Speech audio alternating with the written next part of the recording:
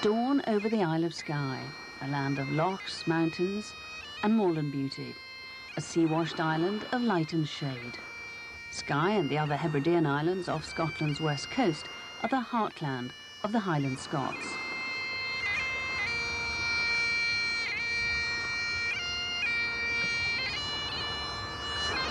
It's a land which still bears witness to the creativeness of its people, as well as the sad legacy of the Jacobite rebellions and the subsequent emigrations. It's a land of history, tranquility and outstanding beauty.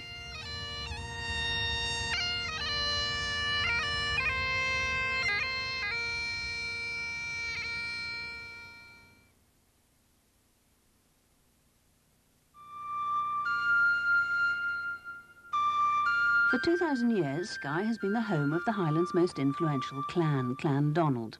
And today, Skye is still the seat of the present Lord MacDonald and High Chief of Clan Donald. For thousands of clan members now spread throughout the world, this remains their spiritual home. Well, being a clan chief these days really means more of being a figurehead. I look at myself really as being an ambassador for Clan Donald round the world. Many people communicate with me as the focal point of the Clan Donald, whether it's by telephone, letter, coming to visit and so on. I'm very conscious of the position I've inherited. The traditions are most important to be kept alive because the Highland culture is very much worth preserving. Godfrey MacDonald is the 8th Lord MacDonald. His 11-year-old son, Hugo, fully accepts the responsibility that he will one day inherit.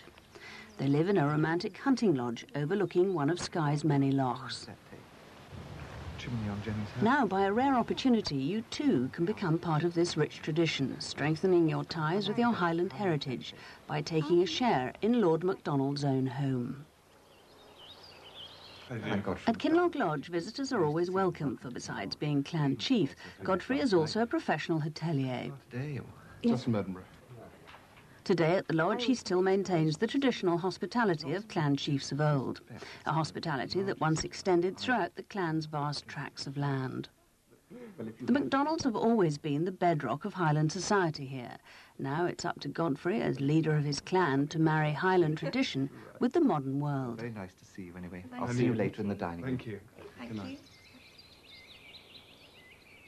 At the height of the clan's power, the MacDonald chiefs, as lords of the Isles, ruled their own seaborne kingdom and half of Scotland.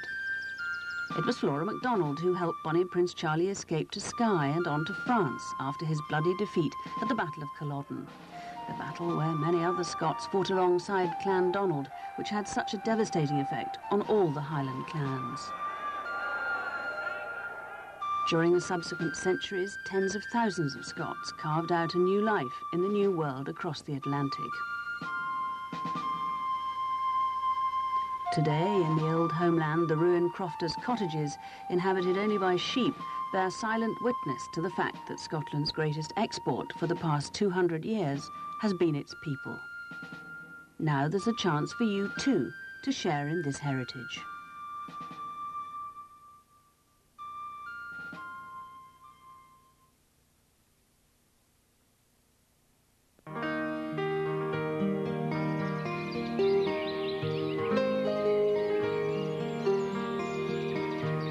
Kinloch Lodge is set at the head of Loch Nadal on the Slate Peninsula, which is known as the Garden of Skye. It was built in 1680 and was used by the family as a hunting lodge. But for the past 20 years, Godfrey MacDonald and his wife Claire have run the lodge as a country hotel. Being set comes in today. Well, I got some nice monkfish coming, so that'll be good for the vegetarians. They've resisted the urge to over-commercialise their beautiful home. Instead, they've concentrated on preserving the timeless qualities of Highland life, which makes Kinloch Lodge so very different from an ordinary hotel. Claire, for her use of the game, fish and fowl of the moors and waters of Skye. At the heart of the hotel's success is the good, additive-free food, almost all of which is homemade, from the breakfast scones to the most delicate of puddings. It's this attention to detail that gives the lodge its comfortable family atmosphere. It's just rewarding to see people arrive, all sort of tense and rather fraught, and they sort of relax. Completely different people. And so you feel you've had... Thank you so much. That's great. It was the most fantastic cooked breakfast I've ever eaten anywhere. I Fantastic, beautiful. Oh, I could so finish glad. it, but I thoroughly enjoyed it. It's a treat to be able to share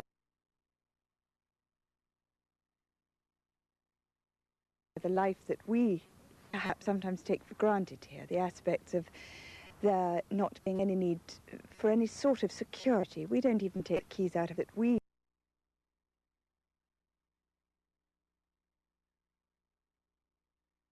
aspects of there not being any need for any sort of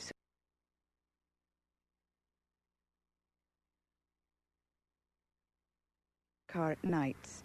We breathe air that's so fresh you only realize